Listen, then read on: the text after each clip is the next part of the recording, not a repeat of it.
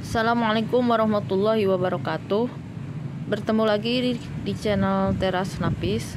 Baik teman-teman, di depan teman-teman ini ada mol, yaitu mikroorganisme lokal.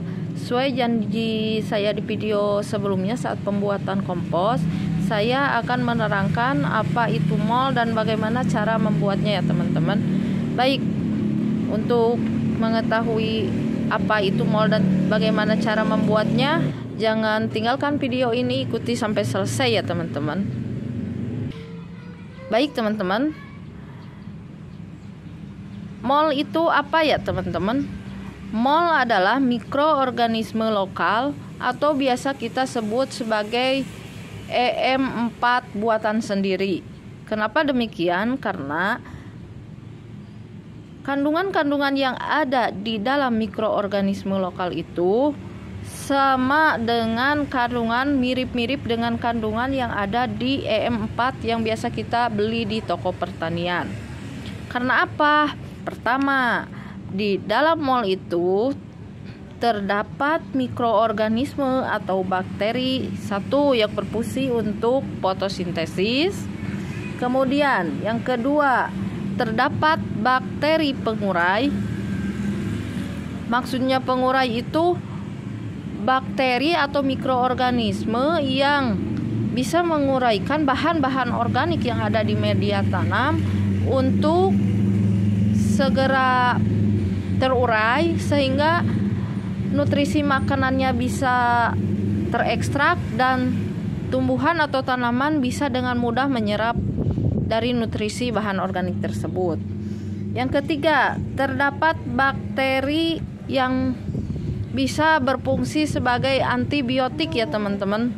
Maksudnya antibiotik, bakteri di sana merupakan bakteri baik yang bisa membunuh atau menyerang dari bakteri jahat yang bisa mengganggu tumbuhan dari tanaman. Bakteri patogen ya teman-teman, yang biasa kita sebut bakteri jahat itu bakteri patogen. Nah, karena di dalam mol tersebut mengandung bakteri-bakteri yang barusan saya sebutkan, jadi terdapat tiga fungsi utama dari mol. Yang pertama, pupuk organik penyubur tanah. Nah, pupuk organik penyubur tanah ini jelas ya seperti tadi, karena mengandung bakteri pengurai dan bakteri fotosintesis, jadi sangat bisa membantu untuk menyuburkan tanah dan membantu pertumbuhan tanaman nantinya. Yang kedua, karena mengandung bakteri baik, antioksidan baik, jadi mol ini berfungsi sebagai pestisida organik ya teman-teman. Pestisida organik yang bisa membunuh jamur-jamur bakteri-bakteri jahat dalam tanaman. Dan yang ketiga, karena zat pengurai tadi, mol ini bisa digunakan sebagai dekomposer atau starter dalam membuat pupuk kompos. Nah, fungsi yang ketiga ini telah kita praktekkan bersama-sama ya teman-teman dalam video sebelumnya. Kalau teman-teman belum tahu bagaimana cara menggunakan mol ini sebagai dekomposer atau starter dalam membuat pupuk kompos organik, teman-teman bisa cari videonya atau klik link yang ada di atas ya teman-teman, di pojok kanan atas video ini. Nah, karena banyaknya fungsi atau pentingnya fungsi yang terkandung dalam mol ini, alangkah baiknya kita bisa membuat sendiri mol ini atau mikroorganisme lokal ini dengan bahan-bahan yang sangat mudah didapatkan dan semuanya ada di dalam rumah kita ya teman-teman. Baik, ikuti terus videonya. Kita akan sama-sama, pada saat ini kita akan sama-sama membuat mol dari bahan-bahan yang ada di rumah ya teman-teman. Baik teman-teman, di depan teman-teman ini sudah ada beberapa bahan yang biasa saya gunakan dalam membuat mol, sama persis dengan bahan-bahan yang digunakan untuk membuat mol saat digunakan membuat kompos ya teman-teman. kita terangkan dulu. Ada 3 syarat utama dalam membuat mol.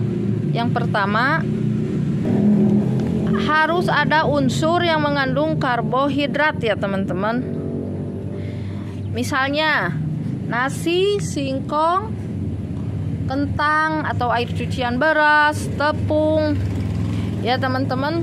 Dan pada kali ini kita akan menggunakan karbohidrat dari nasi. Kenapa saya pilih nasi? Karena insya Allah di setiap rumah kita pasti punya nasi ya. Ini nasi segar, cuma nanti yang akan kita gunakan akan lebih baik atau akan lebih cepat prosesnya nasi yang sudah disimpan atau nasi basi yang sudah disimpan 1-2 hari. Nah ini kebetulan saya sudah menyiapkannya, nasi yang udah 3 hari kita simpan. Kemudian yang kedua syarat dalam membuat mol adalah adanya glukosa atau sumber energi. Nah, glukosa atau sumber energi di sini nantinya akan menjadi sumber energi untuk mikroorganisme itu sendiri, dan saya menggunakan ini berasal dari 2 sendok teh makan dilarutkan dalam kurang lebih ini 50 ml air ya teman-teman, diaduk sampai larut semua. Dan syarat yang ketiga, ada sumber mikroorganisme sendiri. Nah misalnya tape, ragi, ataupun bisa dari terasi, dari ikan, atau dari limbah ikan, bisa kepalanya. Dan banyak lagi sumber energi yang lainnya yang ada di sekitar rumah kita ya teman-teman. Atau yang paling mudah dan yang paling terkenal itu biasanya kita sering minum makanan yogurt atau yang jelas-jelas mengandung bakteri itu misalnya Yakult. Nah, dan pada saat ini kita akan membuat mol ini dengan sumber energi berasal dari tape. Langsung saja teman-teman, bagaimana prosesnya? Yuk kita langsung saja. Caranya sangat mudah teman-teman. Pertama, ini ada botol bekas minuman dengan volume 1,5 liter. Kita isi aja kurang lebih dengan air putih 1 liter. Kemudian ketiga bahan tadi kita masukkan satu persatu ya teman-teman. Satu persatu kita masukkan semuanya. Tinggal masukkan aja semuanya. Ini nasi yang udah dingin kita masukkan aja. Kurang lebih ini 1-200 gram masing-masingnya teman-teman. Nasi 1-200 gram, tape juga 1-200 gram, dan tadi gula putihnya saya 2 sendok makan takarannya. Dilarutkan dalam kurang lebih 30-50 air. Dan ini yang digunakan bisa air putih, air sumur, bisa air cucian beras juga lebih bagus, atau air kelapa juga bagus. Cuma saya air cucian berasnya lagi tidak punya karena udah dipakai menyiram tadi pagi ya teman-teman. Jadi saya menggunakannya ini air biasa aja, air dari sumur.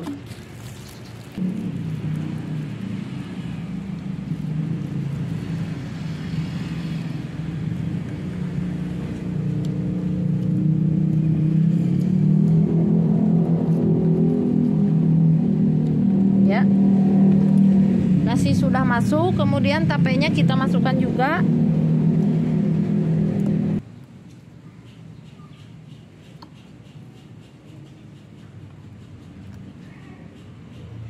Selanjutnya yang terakhir, air larutan gulanya kita masukkan juga. Sangat mudah teman-teman, hanya tinggal mencampurkannya masing-masing bahan tersebut. Kemudian kalau sudah masuk semua, kita tutup rapat dan kita kocok sampai merata ya teman-teman. Oh ya, dalam prosesnya ini membutuhkan waktu 10-20 hari ya teman-teman. 2 minggu atau 3 minggu kurang lebih. Nah, selama proses penyimpanan atau fermentasi berlangsung, teman-teman harus membuka tutupnya pelan-pelan selama 1 atau 2 hari sekali. Kenapa? Karena proses fermentasi ini, reaksi yang terjadi selama fermentasi ini akan mengeluarkan gas, dan kalau teman-teman tidak membuka tutupnya atau sampai kelupaan membuka tutup ini nanti kita akan bisa meledak ya teman-teman. Jadi teman-teman jangan lupa selama 1 atau 2 hari sekali tutup ini dibuka. Dibukanya bisa pelan-pelan teman-teman. Nah, pas kita campur juga biasanya ini akan, setelah reaksi seperti ini juga biasanya akan mengandung gas seperti ini teman-teman. Kita buka pelan-pelan ya. Nah, kalau kedengaran teman-teman ini juga ada suara gitu, suara gas keluar sedikit saja ya teman-teman. Oh iya teman-teman, untuk proses bagaimana pengaplikasiannya sebagai pestisida organik atau pupuk organik, nanti insya Allah akan kita terangkan dalam video berikutnya teman-teman. Baik, proses pembuatan mol sudah selesai, mudah dilakukan dengan bahan-bahan yang ada di rumah.